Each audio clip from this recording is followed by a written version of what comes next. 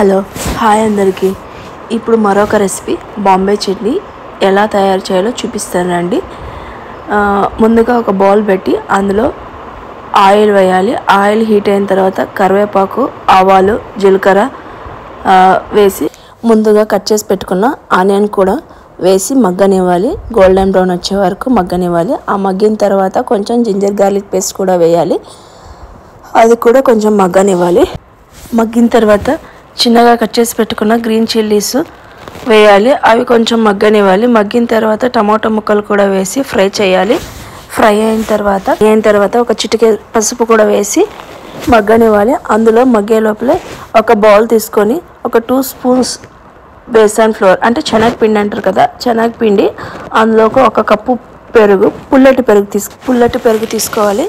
ఉండలు లేకుండా మిక్స్ చేసుకోవాలి. వీడియోలో చూపిస్తున్నట్టు కలుపుకొని ఆ మగ్గింటుంది కదా, స్టవ్ మీద పెట్టాం కదా మనం బౌల్ని, ఆ బౌల్లోకి వేసేయాలి. వేసి అలాగే ఒక కప్పు వాటర్ కూడా వేయాలి. వేసి మరగనివ్వాలి, బాయిల్ చేయాలి. అందులోకి టేస్ట్కి తగ్గట్టు సాల్ట్ కూడా వేసి ఒక 10 మినిట్స్ బాయిల్ చేయాలి. తిప్పుతూ ఉండాలి గెరటితో.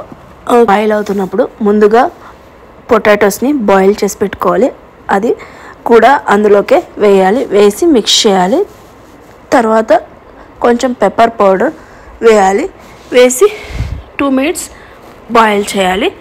బాయిల్ అయిన తర్వాత టేస్టీ బాంబే చట్నీ రెడీ. ఇది పూరీలోకి, చపాతీలోకి, రైస్లో కూడా బాగుంటుంది.